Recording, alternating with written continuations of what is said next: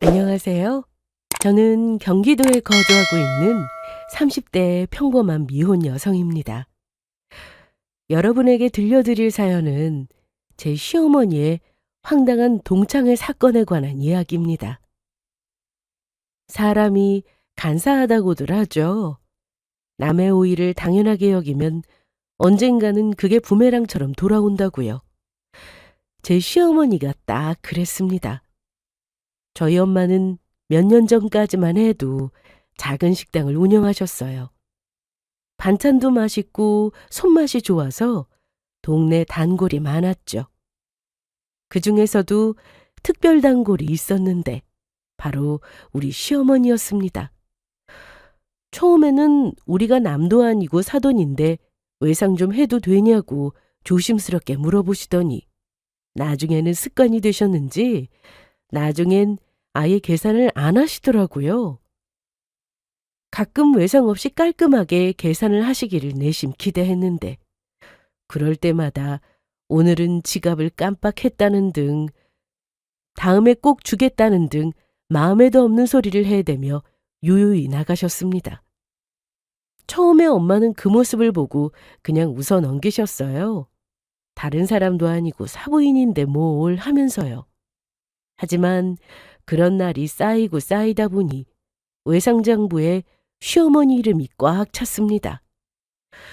그런데도 불구하고 시어머니는 미안하단 말 한마디 없이 계속 오셨어요. 그러다 어느 날 엄마의 식당이 매물로 나왔습니다. 나이도 있으시고 건강도 안 좋아서 그만 정리하신 거죠. 저는 시댁 쪽엔 굳이 알리지 않았습니다. 그리고 얼마 후 일이 터지고야 말았어요. 시어머니가 엄마 식당에서 동창회를 열기로 했다는 겁니다. 게다가 오늘은 내가 쏜다며 큰 소리까지 치셨대요. 엄마는 이미 식당을 팔고 쉬고 계셨는데 그 사실을 전혀 모르는 시어머니는 동창 수십 명을 데리고 식당으로 가셨던 거죠. 그날 시어머니 앞에 펼쳐진 광경은 정말 배꼽을 잡을 수준이었다고 합니다. 대체 무슨 일이 벌어졌는지, 그날 이후 시어머니가 얼마나 난리가 났는지, 그리고 제가 어떻게 속이 다 시원하게 복수 아닌 복수를 했는지 지금부터 그 이야기를 들려드릴게요. 우리 엄마는 세상 누구보다 손이 야무지고 정이 많은 분이십니다. 음식을 만들 땐 절대 대충이라는 게 없었죠. 심지어 라면 하나를 끓여도 파를 송송 썰어 놓고 달걀 풀고 김가루까지 솔솔 뿌려서 내오셨으니까요. 보기도 좋은 게 먹기도 좋다는 말이 있죠? 맛은 뭐 말할 것도 없는데 내오는 모양새까지 늘 맛있어 보이게 신경 써서 준비하셨어요. 그렇게 평생 가족들 입에 들어가는 음식 하나에도 온 마음을 다 쏟아붓는 분이셨습니다. 저는 어릴 때부터 친구들이 우리 집에 놀러 오면 꼭 밥을 먹고 가는 걸 자주 봤어요. 저희 엄마의 음식을 맛본 친구들은 모두 하나같이 입에 침이 마르도록 칭찬했습니다. 야, 너희 집 반찬은 왜 이렇게 맛있어? 너희 엄마 진짜 요리 잘하신다. 우리 엄마가 만든 음식을 맛있게 먹는 친구들을 보면서 저는 속으로 얼마나 뿌듯했는지 몰라요. 친구들의 말처럼 저희 엄마의 음식 솜씨는 정말 최고입니다. 저도 엄마가 해주신 밥을 먹을 때마다 늘 속으로 그래, 우리 엄마 손맛은 진짜 최고야. 이렇게 생각하고는 했어요. 엄마의 음식은 이상하게도 사람을 기분 좋게 만드는 힘이 있었습니다. 먹는 사람의 입맛은 물론 마음까지 따뜻해지는 그런 맛이었죠. 그런데 정작 엄마는 그걸 모르셨습니다. 본인 손맛이 특별하다고 생각해 본 적이 없으셨어요. 누가 칭찬을 해도 늘 겸손하게 웃으며 그냥 다 똑같은 집밥인데 뭘 그렇게 맛있다 하느냐고. 다들 그냥 기분 좋아지라고 하는 말이라고 하셨습니다. 하지만 우리 가족은 알아요. 엄마가 맛을 위해 얼마나 노력하시는 분인지요. 엄마는 남의 집에서 반찬을 먹고 오면 꼭 연구하셨어요. 그 집 무생채는 새콤달콤하더라. 다음엔 나도 식초랑 설탕 비율을 달리 써봐야겠다. 그렇게 늘 배우고 고쳐나가며 자기만의 맛을 만들어 오셨던 분이었어요. 그러던 어느 날 아빠 친구분들이 집에 놀러 오셨다가 엄마가 차려준 상을 보고는 다들 눈이 휘둥그레졌습니다. 아니, 이건 그냥 반찬이 아니라 예술이네. 밥 한 그릇 금방 비우겠어. 재수씨, 그런 솜씨면 밥집 하셔야죠. 요즘 이런 손맛 찾기 힘들어요. 그렇네. 우리 동네에 이렇게 만드는 음식점 하나만 있으면 매일 밥 먹으러 가겠다. 아이고, 너무 비행기 태우지 마세요. 누구나 이 정도는 얼마든지 만들어요. 사람들의 칭찬에 엄마는 손사래를 치며 웃었어요. 그랬던 엄마가 그날 밤 제게 살짝 말씀하셨어요. 아빠 친구분들 뿐만 아니라 주변에서 사람들이 자꾸 식당을 하니까 조금 고민이 되긴 한다고요. 그러면서 제 생각은 어떤지 물어보셨습니다. 저는 그 말을 듣자마자 눈이 반짝였어요. 정말? 그래, 엄마. 이참에 한번 도전해봐. 엄마가 한 음식 진짜 맛있다니까? 돈 주고 사 먹었을 때 아깝지 않을 맛이야. 사람들이 엄마 음식 맛보면 분명 단골될걸? 맛집으로 소문나서 사람들도 엄청 많이 올 거고. 그 말에 엄마는 잠시 미소를 짓더니 고개를 끄덕이셨어요. 그 후로 며칠 동안 엄마는 마치 고등학생처럼 노트 한 권을 들고 다니셨어요. 식당 이름 후보, 메뉴 구상, 시장 위치 비교, 손님 예상 인원 등등 이런 메모가 빼곡했죠. 그리고 마침내 작게 시작해 보시겠다며 우리 동네 시장 근처에 조그만 밥집을 하나 내셨습니다. 식당 이름은 엄마 손 밥상이었어요. 엄마의 따뜻한 마음이 그대로 담긴 이름이었죠. 식당 문을 연 첫날 저는 엄마랑 같이 주방을 정리하고 간판을 바라보며 속으로 이렇게 생각했어요. 엄마가 어렵게 용기 내서 차린 음식점이니 꼭 잘 됐으면 좋겠다고요. 사실 저희 엄마는 정말 겸손의 끝판왕 같은 분이십니다. 누가 칭찬이라도 하면 칠색 팔색을 하시면서 듣기 어려워하시는 건 기본이고요. 자신을 너무 과소평가하세요. 가족이라서가 아니라 정말 객관적으로 봤을 때 엄청 맛있다고 생각해서 말하는 것도 엄마는 그냥 가족이니까 어릴 때부터 먹던 맛이니까 그렇게 생각하는 거라면서 본인의 실력을 후하게 평가하지 않으셨습니다. 엄마의 음식을 맛본 주변 지인분들은 하나같이 입을 모아 칭찬하며 이렇게 썩히기 아까운 재주라고 음식점이라도 하나 차려보는 건 어떠냐고 권하셨지만 엄마는 그때마다 그럴 정도의 실력은 아니라며 얼굴을 붉히셨습니다. 음식점 하나 차려보라는 권유는 정말 제가 어릴 때부터 많이 듣던 이야기였어요.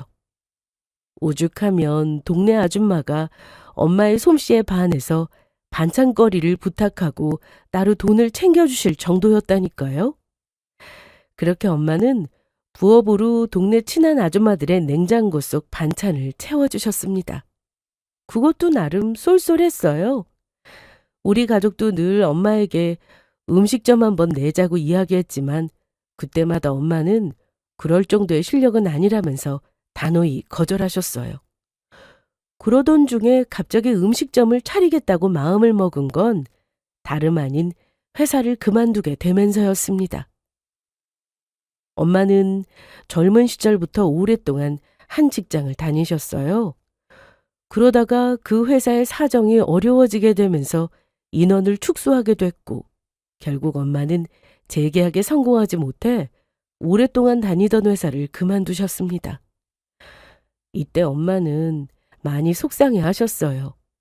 긴 시간을 정부치며 다니던 회사를 그만둔 것도 마음 아팠지만 어린 우리를 보고 아직 더 일해야 하는데 돈을 더 벌어야 하는데 하는 마음에 속상하셨던 거죠. 재취업을 하려고 여러 곳에 문을 두드렸지만 엄마를 채용하는 곳은 없었습니다. 그렇게 좌절을 하며 하루하루 생계 걱정을 하며 살아가던 엄마가 문득 지인들의 말처럼 정말 음식점을 하나 차려볼까 하는 생각이 든 거죠. 그렇게 엄마의 가게가 탄생한 겁니다. 정말 큰 용기를 내서 가게를 차린 뒤 놀라운 일이 벌어졌어요. 첫날부터 손님이 꽤 들어오더니 그 이후엔 점심시간에 자리가 꽉 찼어요. 입소문이 번지는 속도는 정말 순식간이었죠. 우연히 지나가다가 엄마가 하시는 식당 이야기를 하던 사람들의 이야기를 몇 번 듣게 되었는데 하나같이 다들 맛있다고 칭찬하더라고요. 그 시장 뒷골목에 새로 생긴 식당 말이야. 그 집 된장찌개가 진짜 예술이야. 사장님이 직접 만드신다던데 하나같이 다 맛있더라. 그렇게 입소문이 퍼지고 가게는 날마다 북적였습니다. 점심시간이 되면 줄이 길게 늘어섰고 저녁에도 퇴근길 손님들이 뜨끈한 국물에 술 한 잔 기울이고자 찾아왔어요. 손님들이 북적거리는 모습에 엄마는 힘들면서도 행복해 하셨습니다. 사람들이 맛있게 먹고 가는 걸 보니까 피곤한 것도 싹 사라진다고 하시면서 주방에 서서 땀을 뻘뻘 흘리시던 엄마의 얼굴엔 늘 웃음이 가득했습니다. 그러다가 식당 벽면에 하나둘 음식이 너무 맛있다며 손님들이 남긴 쪽지가 하나둘 늘어가기 시작했고 그 작은 글들이 모여 벽면을 크게 채워나가자 엄마는 세상 어떤 것보다도 값지다고 표현하셨어요. 그렇게 엄마의 식당은 단골 손님이 끊이지 않는 인기 밥집이 되었지만 여전히 겸손한 마음만큼은 잃지 않으셨습니다. 이 가게는 내 손맛이 아니라 다 하늘이 도와주시는 거야. 그냥 정성으로 한 그릇씩 차리다 보니까 여기까지 온 거지.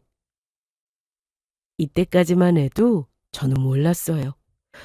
그렇게 정 많고 착하셨던 우리 엄마의 식당이 나중에 심오와 얽히며 웃지 못할 소동의 중심이 될 줄은요. 엄마의 성공을 이룬 그 식당이 사이다 복수의 무대가 될 줄은 상상조차 못했습니다. 아무튼 그건 뒤에 들려드리도록 하고 엄마의 식당이 입소문을 타고 잘 나가던 어느 날이었어요. 점심시간 피크가 지나고 손님이 좀 뜸해진 오후였죠.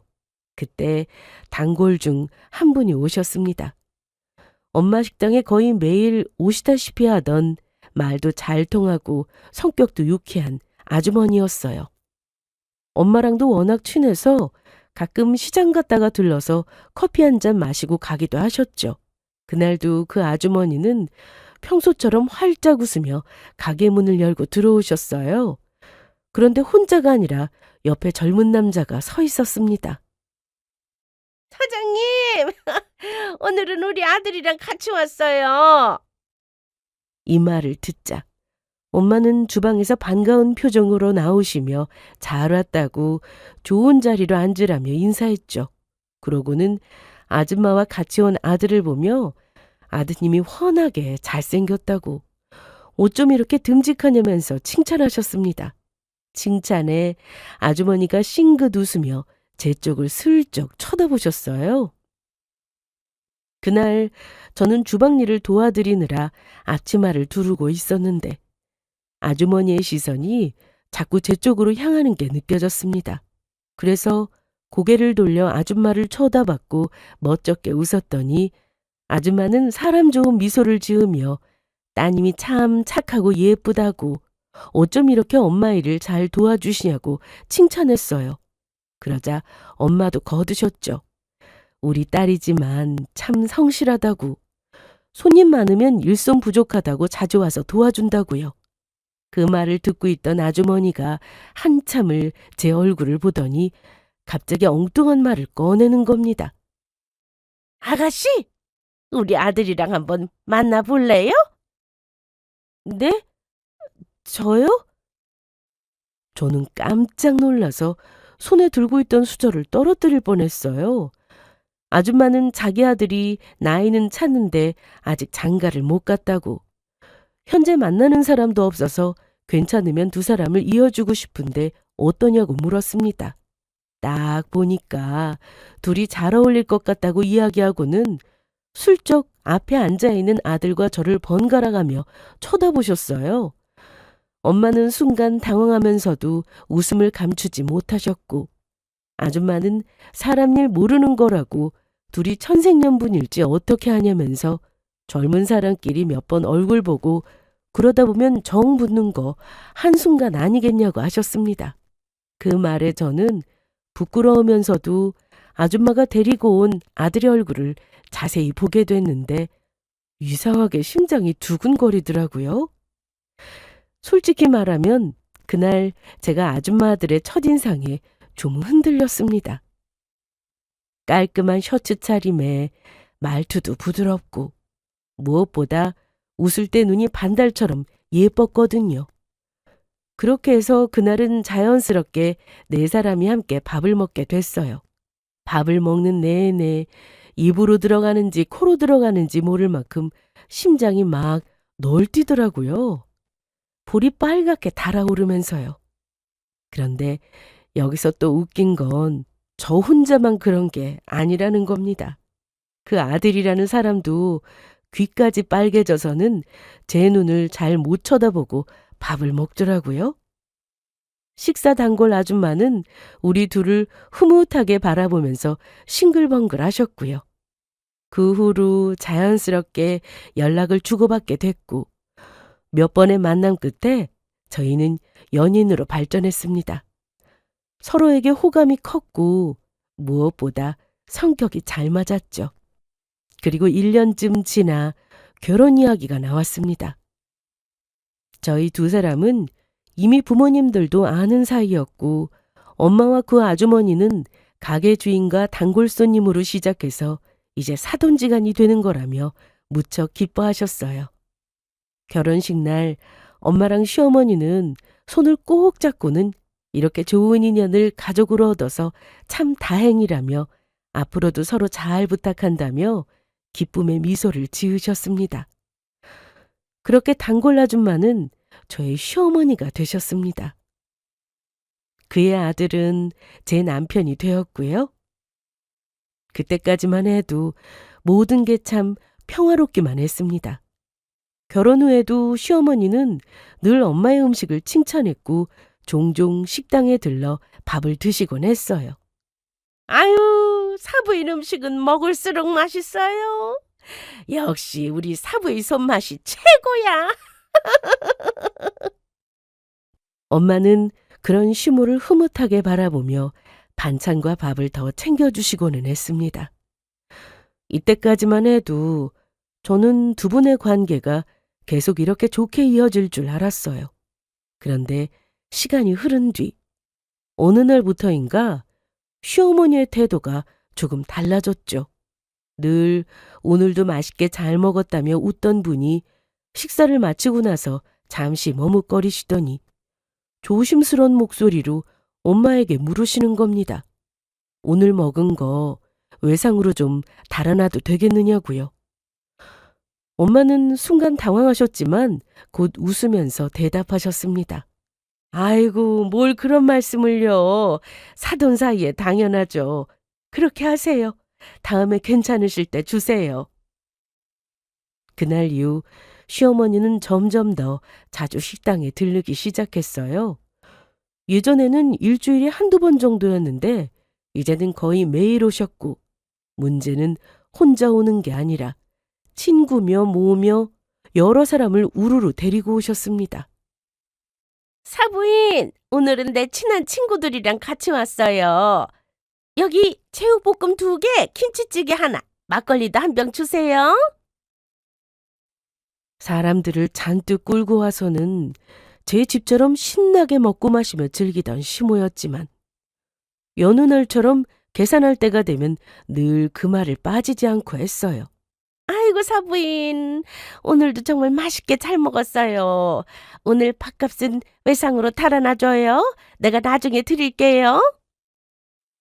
시모의 말에 엄마는 아무렇지 않은 척 웃으셨지만 엄마의 속은 그렇지 않았습니다. 한 달에 몇 번은 이해할 수 있지만 올 때마다 외상하고 가니까 이게 습관으로 자리 잡은 건가 하고 걱정하셨어요. 엄마가 이렇게 걱정하신 이유는 따로 있었습니다. 저도 이때까지는 몰랐어요. 엄마가 제게 별 말씀을 안 하셨고 티를 안 내셨거든요. 그러다가 한 번은 제게 넌지시 시모 이야기를 꺼내더니 외상값이 쌓이고 쌓여서 자꾸만 밀린다고 하시더라고요. 아니 글쎄 외상만 할 줄 알았지 여태까지 단 한 번도 제대로 준 적이 없다는 거예요. 그렇다고 엄마가 먼저 외상값을 달라고 하기도 멋쩍어서 그냥 알아서 주시려니 하고 기다렸는데 좀처럼 말이 없어서 이걸 어찌하면 좋겠냐고 제게 털어놓으셨습니다. 저는 그 이야기를 듣고 정말 깜짝 놀랐어요. 그런 일이 있었으면 진작 말씀하시지. 왜 여태 말씀 안 하셨냐고 하니까 괜히 가족 간에 관계가 껄끄러워질까봐 차마 말을 꺼내지 못하셨다고 하셨습니다. 그 말을 듣고 저는 너무도 속상했습니다. 그리고 정말 시모가 그렇게까지 하셨나 믿기 어려웠어요. 이 일만 아니면 시모랑 저 사이는 정말 좋았습니다. 저한테 엄청나게 잘해주셨거든요. 엄마는 얼마든지 외상값 달라고 이야기할 수 있었지만 제 생각에 차마 그럴 수 없었다고 하셨습니다. 아무래도 시모랑 엄마 사이에 제가 끼어 있으니까 혹시라도 저한테 괜한 불똥이 튀면 어쩌나 싶어서 말도 못하고 소가리를 하신 거였어요. 엄마 혼자 끙끙거렸을 생각을 하니 제 마음이 너무 아팠습니다. 저는 이 일로 시모한테 참 많이 실망했어요. 이때 시모를 다시 보게 됐다고 해야 할까요? 정말 이런 분인 줄 몰랐습니다. 그래서 제가 엄마한테 걱정하지 마시라고 그 외상값 제가 받아오겠다고까지 했습니다. 그러자 엄마는 아니라면서 그냥 가만히 있으라고 저를 말리셨어요. 제가 이렇게 나설까봐 그냥 말 안 하려고 했는데 외상값이 너무 많이 쌓이기도 했고 계속 저렇게 사람들 많이 데리고 올 텐데 그걸 엄마가 감당하기 어려워서 이야기한 거지 외상값 받아오라고 시킨 건 아니라고 하셨습니다. 제가 나서면 시모 체면이 얼마나 자존심 상하겠냐고. 이건 엄마랑 시모가 이야기할 문제지 제가 나서는 건 보기 좋지 않다고 하셨어요. 그래서 그냥 그렇게 알고만 있으라고. 시모가 눈치채지 못하게 우리 가게 말고 다른 곳으로 갈 수 있도록 지혜롭게 유도나 해달라고 하셨습니다. 엄마는 이렇게 제 걱정을 참 많이 해주셨어요. 당장 가게 돈이 부족할 지경인데도 말이죠. 모든 사실을 알게 된 저는 이 일을 어떻게 해결하면 좋을까 골머리를 앓게 됐습니다. 도무지 제 머리로는 지혜롭게 해결할 수 있는 방법이 떠오르지 않았어요.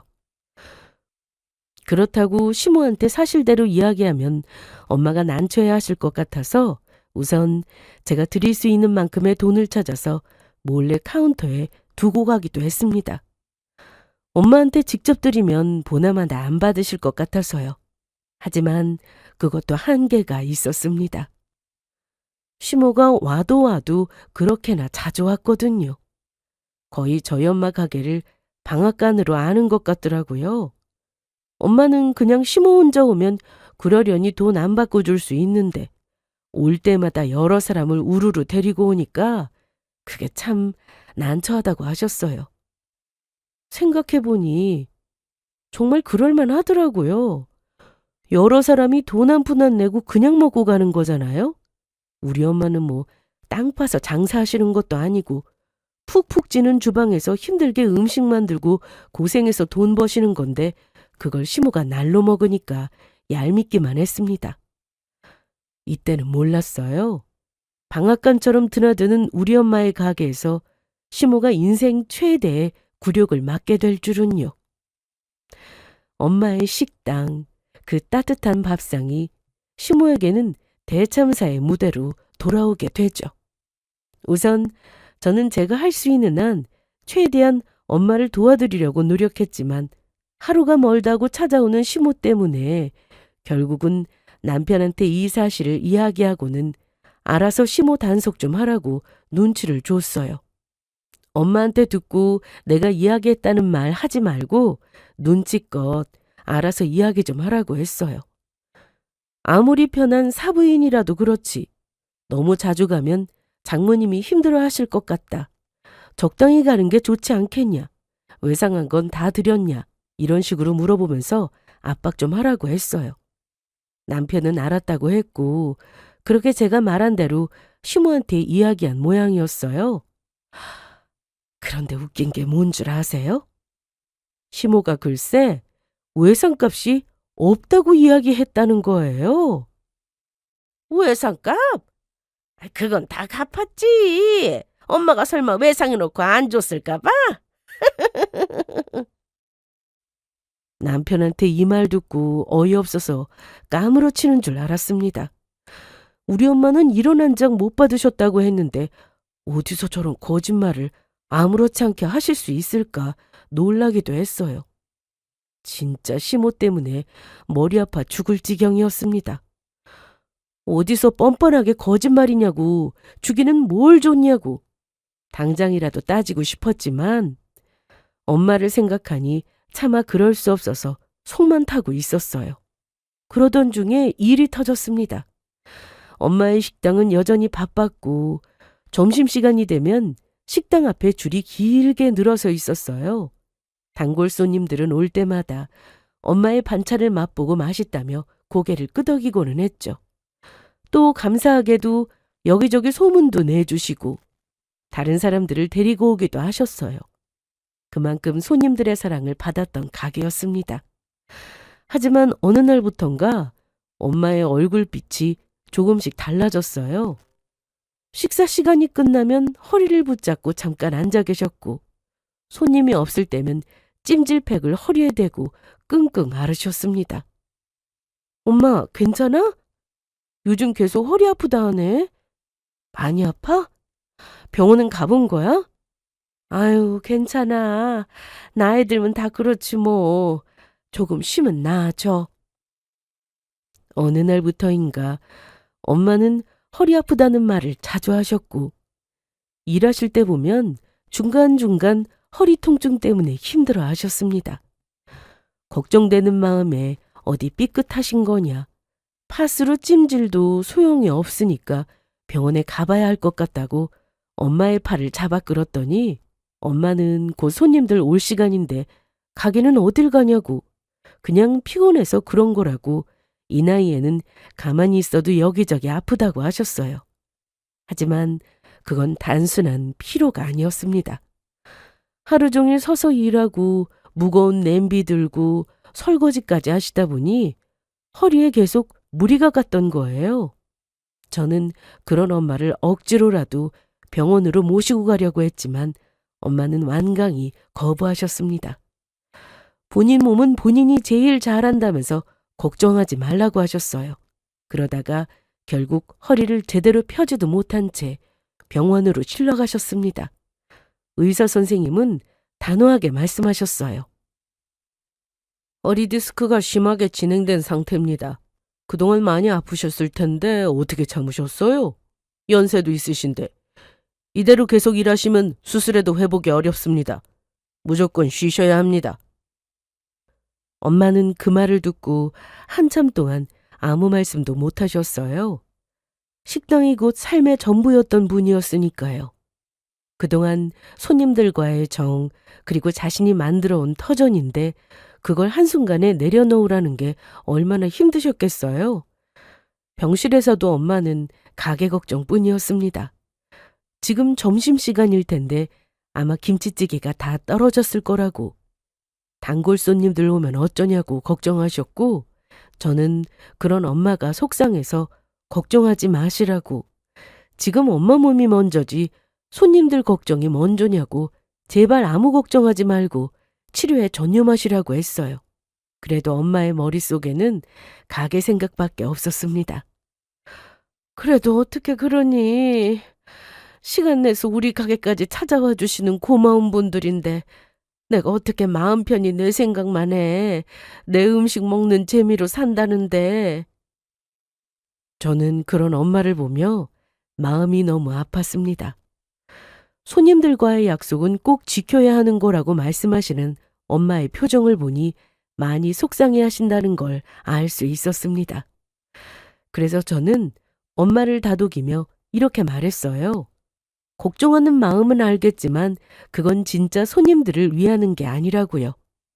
엄마가 아프면 결국 더 이상 아무것도 먹을 수 없게 되는 건데 그걸 손님들이 바라겠냐고. 아무리 맛있다고 한들 건강보다 중요하겠냐고요. 엄마는 한동안 제 말을 듣고도 아무 대답이 없으셨습니다. 그러고는 창밖을 바라보며 작게 말씀하셨어요. 가게를 하면서 엄마 정말 행복했어. 손님들이 맛있다고 웃을 때 그게 그렇게 고맙더라. 그래서 좀만 더 하자, 좀만 더 버티자 했는데 결국 엄마는 더 이상 말을 잇지 못하고 고개를 숙이며 눈물을 흘리셨습니다. 그 모습에 저도 눈물이 핑 돌았어요. 옆에서 엄마를 지켜본 사람으로서 엄마가 얼마나 행복해 하셨는지 누구보다 잘 알거든요. 하지만 건강이 제일 중요하잖아요. 몸 상하면서까지 음식점을 이어가는 게 무슨 의미가 있겠어요? 그래서 저는 그런 엄마를 꼭 안으며 이제는 엄마 자신을 위해서 살자고, 그동안 고생 많이 했고 돈도 어느 정도 모았으니까 이제는 아프지 않게 편하게 살자고 했습니다. 엄마가 행복해야 딸인 나도 행복할 수 있다고요. 그날 밤 엄마는 한참을 생각하시더니 제 손을 꼭 잡으시며 이렇게 말씀하셨습니다. 그래, 네 말이 맞다. 건강이 먼저지. 가게 정리할게. 내가 아프면 내 새끼들이 속상하다는데 어쩌겠어. 엄마 이제 고생 안 하고 편하게 살게. 그렇게 엄마는 몇 년 동안 정들었던 식당을 정리하기로 결심하셨어요. 운 좋게도 단골 중 한 분이 가게를 인수하고 싶다고 하셔서 엄마는 그분께 그대로 식당을 넘기셨습니다. 레시피며 뭐며 하나도 남김없이 전부 알려주셨어요.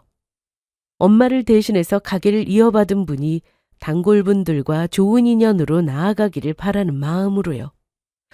그렇게 남아있던 일을 다 넘기고 마지막으로 가게를 나서며 엄마는 식당 앞에 한참을 서 계셨어요. 불 꺼진 가게 안을 바라보며 조용히 말씀하셨습니다. 이 집에서 참 많은 인연이 오고 갔네.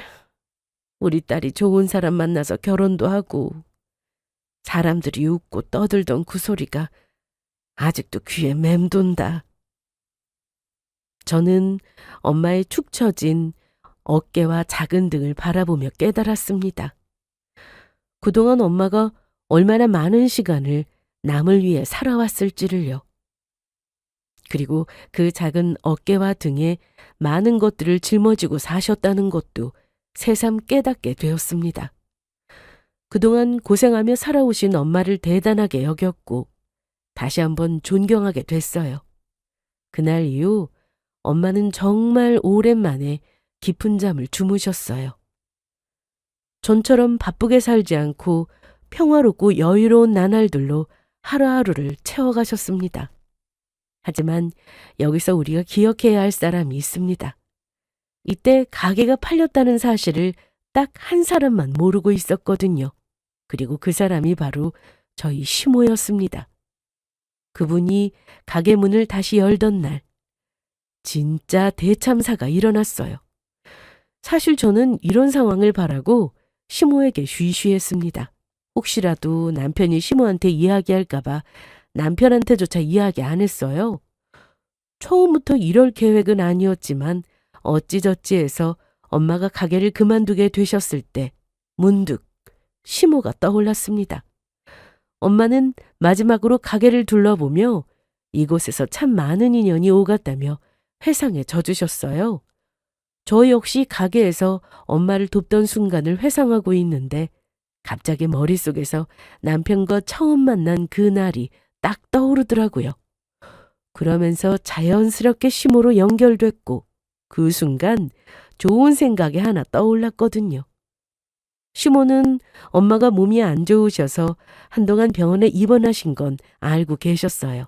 하지만 가게를 다른 사람에게 넘긴다는 건 전혀 모르고 있었습니다.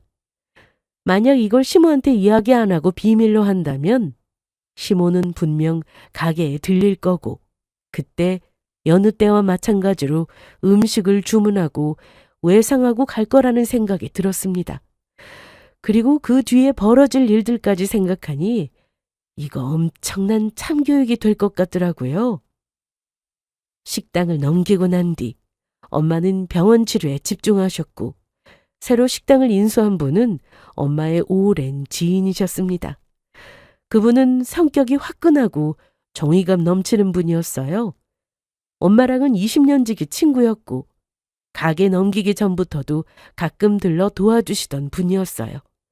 엄마가 허리 때문에 식당을 내려놓기로 결심했을 때 그분이 엄마 대신해서 가게를 잘 이어가 보겠다고 손님들 실망 안 하게 열심히 해보겠다고 하셨습니다. 그렇게 엄마가 식당을 넘기시고 나서 며칠 뒤 저는 혼자 그 식당에 찾아가 그분께 살짝 귀뜸했어요. 저희 어머니 툭하면 밥값 안 내고 외상하시거든요. 그런데 나중에 준다는 외상값도 전혀 안 주셨어요. 우리 엄마는 그 외상값 아직도 못 받으셨고요. 뭐라고? 외상? 저희 엄마 성격 아시잖아요. 싫은 소리 못 하시는 거. 시어머니가 이 사람 저 사람 우르르 데리고 와서 먹는 외상값만 해도 100만 원이 훌쩍 넘어요. 엄마는 사부인이니까 괜찮다고 하시는데 정말 그러셨겠어요? 다 저 때문에 참으신 거지? 순간 그분의 눈이 번쩍 빛났어요. 그러더니 대체 뭐 하는 사람이길래 외상해놓고 돈을 안 주냐고. 사부인이면 사부인이지 그게 뭐 벼슬이냐고 어이없어 하는 표정을 지었습니다. 그리고 저와 같은 마음으로 시모를 괘씸하게 여기셨어요. 그러고는 자신에게 무슨 이야기를 하는지 다 알겠다고 나중에 시모가 오거든 그때 아주 단단히 참교육시켜주겠다고 하셨습니다. 시어머니 일은 나한테 맡겨. 내가 딱 본때를 보여줄 테니까. 내 성격 알지? 그럼요. 잘 알죠. 그래서 말씀드린 거예요. 혹시라도 또 그러시면 절대로 그냥 넘어가지 마세요. 걱정하지 마. 내 식당 와서 외상? 그런 건 있을 수 없지. 난 외상 같은 거 제일 싫어해. 게다가 언니한테 그런 짓을 했다고? 내가 아주 똑소리 나게 받아낼 테니까 두고 봐.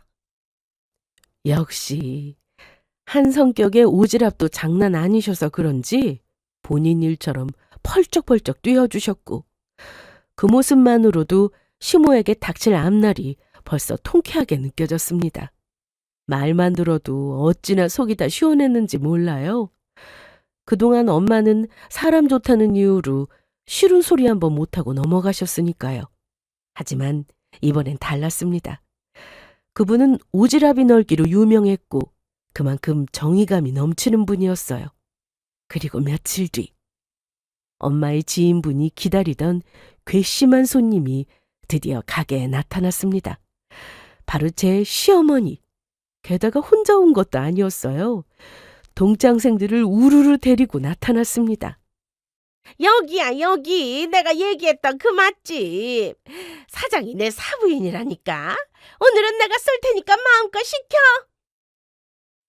시모는 이미 흥이 한껏 오른 상태였어요. 테이블 2-3개를 통째로 차지하고는 반주 한 병 시켜놓고 막걸리도 추가하고 고기며 반찬이며 없는 게 없을 정도로 푸짐하게 주문했어요. 그야말로 오늘은 내가 회장님이다 모드였죠. 엄마의 지인분은 주방 안쪽에서 그 모습을 지켜보다가 팔짱을 끼고 씩 웃으셨대요. 드디어 기다리던 손님이 와서 대형 사고를 치고 있으니 실컷 참교육시켜줄 생각에 잔뜩 신이 나신 거죠. 시모는 가게가 바뀐 걸 전혀 몰랐어요. 엄마 대신 새 주인이 가게를 보고 있는 것도 모르고 엄마를 도와주는 직원 정도로 생각했죠. 한참을 신나게 동창 친구들이랑 먹고 놀던 시모는 뒤늦게 주변을 두리번거리며 엄마를 찾았습니다. 엄마가 안 보이자 슬쩍 주방으로 와서는 엄마의 지인분께 이렇게 말씀하셨대요. 아니, 사장님은 언제 와요? 내가 여기 사장이랑 사돈인데 오랜만에 얼굴 좀 보려고 왔더니 도통 안 보이네. 허리 아파서 병원에 입원한 뒤로 가게에 통 못 왔거든. 보시다시피 내가 워낙 공사가 다 망해서 병원도 못 가봤어. 그래서 겸사겸사 온 김에 얼굴 좀 보려고 하는데 언제 온대요? 오늘 안 나오시나? 아니요. 나왔는데요. 그래요? 아이, 그럼 어디 간 거지? 이만 가봐야 하는데. 아이, 안 되겠다. 바빠서 얼굴 못 보고 가겠네. 저기, 그럼 나 오늘 먹은 거 외상으로 처리해줘요. 사장님한테 내 이야기하면 알 거예요? 어느 정도 자리가 정리될 분위기였을 때 슈모는 지갑을 열지도 않은 채 당당하게 외상으로 하겠다고 말했습니다. 그 말을 기다리고 있었던 새 사장님은 의미심장한 미소를 지으셨어요. 사장님 사돈이요? 그래요. 내가 사장님이랑 사돈지간인 사람이에요. 그 말에 주방 쪽에 있던 직원들이 서로 눈을 마주치며 킥킥 웃었어요. 슈모는 상황도 모르고 우리 사부인 음식 솜씨가 너무 좋아서 내가 이렇게 사람들 많이 데려와서 홍보한다며 자화자찬을 늘어놓았습니다. 그러거나 말거나 참지 않은 엄마의 지인분은 앞치마를 벗고 슈모에게 다가서며 이렇게 말했어요. 이상하네. 사장님한테는 사부인이 없는데. 어머, 없기는 왜 없어요? 내가 이렇게 멀쩡히 살아있는데. 사장님한테 내 이야기 못 들었어요? 아무튼 나 사장님 사돈 맞으니까 외상으로 달아나요. 지금은 사장이 없어서 잘 모르나 본데 나중에 물어보면 알 거예요. 글쎄요. 모르겠는데요. 저한테는 사부인이 없거든요. 우리 사부인은 예전에 일찍 하늘 날아가셔서. 뭐라고요? 아니, 누가 댁 사부인을 물어봤어요? 내가 누군 줄 알고 이래? 웃겨 정말. 누구신데요? 누구신데 사장한테 없는 사부인을 들먹이면서 이러는 거예요? 여기 사장은 나예요. 나한테는 당신 같은 사부인은 없다고요. 그때 엄마의 지인분은 팔짱을 풀며 씩 웃었고 시모는 순간적으로 얼굴이 하얗게 굳었습니다. 그리고 이게 무슨 소리인가 믿지 못하겠다는 표정으로 다시 한번 되물었어요. 뭐라고요? 여기 사장이 그쪽이라고요? 네, 여기 사장이 나예요. 전에 주인이었던 사람은 저랑 언니 동생 하면서 친하게 지냈는데 허리 아파서 이 식당을 저한테 넘기셨거든요. 그리고 가게 넘겨주면서 예전에 그쪽이 이 외상을 한 기록까지 다 저한테 넘겨줬어요. 식당 안은 갑자기 조용해졌어요. 슈모 옆에 있던 동창들이 하나둘 눈치를 보기 시작했죠. 그러고는 작은 목소리로 여기 사장이 바뀌었냐고, 그럼 계산은 어떻게 되는 거냐고 수군수군 했습니다. 그러던 중에 한 사람이 슈모한테 밥값 많이 나왔는데 정말 괜찮겠냐고, 나눠서 내도 된다고 하자 슈모는 자존심이 허락하지 않았는지 급하게 괜찮다면서 여유 있는 척 했어요. 그러고는 지갑을 열었는데 그 순간 동전만 덜렁 굴러나왔습니다. 그 모습을 본 엄마의 지인분은 아까와는 전혀 다른 표정으로 단호하게 말씀하셨어요. 외상은 안 됩니다. 오늘 거랑 이전 외상까지 포함해서 계산해 주세요. 보니까 그동안 외상값이 상당하더라고요. 100만 원을 훌쩍 넘겼던데요. 그 말에 슈모는 얼굴이 새빨개졌어요. 아무리 지갑을 뒤지고 뒤져도 그 정도의 돈을 계산할 돈이 없었습니다. 그날 동창들 앞에서 완전히 망신을 당했죠. 그리고 뒤에 있던 동창들과 주방에 있던 다른 직원들의 수군거리는 소리를 다 듣고 말았습니다. 사부인이 하는 가게라고 큰 소리 치더니 이게 뭐야? 사장이 바뀐 줄도 모르는데 사부인은 무슨 사부인? 무슨 외상을 100만 원이나 넘게 달아나? 이 정도면 양심이 없는 거지? 그날 시모는 그렇게 얼굴이 시뻘개진 채 계산도 못하고 식당을 나가려다가 붙잡혀서 경찰을 부른다 만다 아주 난리가 났었대요. 자칫하면 시모가 경찰에 끌려갈 판이니까 결국 보다 못한 동창들이 나눠서 계산했다고 합니다. 그날 밤 엄마의 지인분은 저에게 전화를 걸어서 신나게 있었던 일을 자세히 말씀해 주셨어요. 내가 네 시어머니 외상값 다 받아냈어. 앞으로는 이 근처에 얼씬도 못할 거야. 그 이야기를 듣는데 저도 모르게 입꼬리가 슬쩍 올라갔어요. 엄마 대신 누군가가 대신 속을 풀어준 느낌이었거든요. 시모가 호되게 당했을 생각을 하니 웃음이 절로 나왔습니다. 그날 밤 저는 저녁을 먹다 말고 핸드폰이 울리는 소리에 놀라 받았습니다. 화면에는 시어머니라는 이름이 떠 있었어요. 받자마자 들려온 건 다짜고짜 고함이었습니다. 너! 네 엄마 친구라는 여자가 나를 망신 줬어. 동창들 다 보는 앞에서 나더러 돈 없다고 창피를 주더라. 이게 다 네 엄마 때문이야. 그 목소리에 저는 차분하게 대답했어요. 어머님이 그동안 외상을 하셨던 건 모두 사실이지 않냐고요. 그러자 시모는 더욱더 뻔뻔하게 나왔습니다. 그게 뭐 어때서? 가족끼리 그럴 수도 있는 거지. 그리고 난 사부인 잘 되라고 도와준 거야. 사람들 우르르 데리고 가서 홍보해 준 거잖아. 고마워하지는 못할 망정 이게 뭐야? 그리고 내가 아무나야? 사부인인데 그 정도도 못 봐줘? 그게 홍보라고요? 저희 엄마가 원하지도 않은 홍보를 왜 마음대로 하세요? 그것도 그런 식으로 하는 건 아니죠. 그리고 가족이요? 가족이면 100만 원 넘게 외상하고 돈 안 줘도 되는 거예요?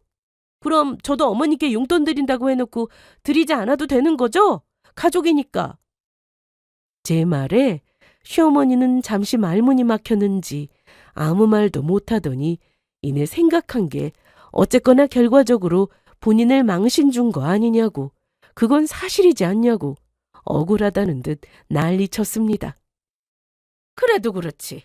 그렇게 창피를 주면 어쩌자는 거야. 지금 내 체면이 말이 아니야. 내 동창들이 나를 얼마나 비웃었는 줄 알아? 너는 네 시어미가 어디 가서 무시당하면 좋니? 사부인이 가게 넘긴 걸 진작 알려줬더라면 이런 일은 없었을 거 아니야? 일부러 말씀 안 드렸어요. 제대로 한번 당해보시라고요. 물론 어머님이 어디 가서 무시당하는 거 당연히 싫죠. 하지만 저희 엄마한테 그렇게 행동하신 것도 싫어요. 우리 엄마한테 미안하지도 않으세요? 싫은 소리 못한다고 이용하신 거잖아요. 그 말을 들은 시모는 더 이상 아무 말도 못했고 오랜 침묵만 이어졌어요. 뒤늦게 자기 잘못을 깨달은 듯 했습니다. 제 말이 틀린 게 없으니까 양심에 찔렸겠죠. 그렇게 저는 전화를 끊었고 그 뒤로 시모는 저에게 다시는 연락하지 않았어요. 모든 이야기를 전해들은 남편도 그 일을 계기로 저한테 한마디도 못하고 눈치를 살폈고 시모의 편을 들지 않았습니다. 괜히 본인 엄마 편을 들었다가 집에서 쫓겨날 거라는 걸 직감했겠죠. 그 일이 있고 나서 한동안 연락 없이 지내다가 시모가 우리 엄마를 찾아와서는 진심으로 지난 날을 반성했다며 미안하다고 사과하셨어요. 본인이 그때 잠시 미쳤었던 것 같다고 하셨고 엄마는 괜찮다며 시모를 용서해 주셨습니다. 그리고 시모가 저에게도 미안하다며 사과했지만 저는 아직 응어리가 다 풀리지 않아서 전처럼 시모와 지내지 않고 있어요. 나중에 시간이 지나면 어느 정도 풀리지 않을까 합니다. 물론 그 전에 시모가 또 사고를 친다면 고부관계는 완전히 끝나겠죠? 저는 이 일을 겪고 깨달은 게 있습니다. 사람은 결국 자기 행동의 대가를 치르게 되어 있다는 걸요. 엄마가 평생 쌓은 신뢰와 성실함은 시어머니의 얄팍한 체면과 욕심 앞에서 더욱 빛났습니다. 그날 이후 엄마는 편히 요양하며 지내시고 저 역시 마음속 응어리를 내려놓을 수 있었어요. 이 사연을 쓰는 지금도 제대로 참교육당한 시모를 생각하니 아직도 웃음이 나오네요. 그때는 분노로 치를 떨었는데 지금은 모든 게 사이다로 남았습니다. 세상에는 가족이라는 이름으로 염치 없이 굴면서도 자기만 손해 안 보려는 사람들이 있습니다. 하지만 결국 그런 사람들은 자기 손으로 자기 체면을 무너뜨리게 되어 있어요. 저는 이제 그저 엄마가 해주시는 맛있는 집밥 냄새를 맡으며 평범한 하루를 소중히 여기며 삽니다. 여러분, 나쁜 사람은 결국 스스로 넘어지게 되어 있으니까 너무 속상해하지 마세요. 세상이 생각보다 공평하답니다. 그럼 제 이야기는 여기서 마칠게요. 지금까지 저의 긴 사연을 들어주셔서 감사합니다.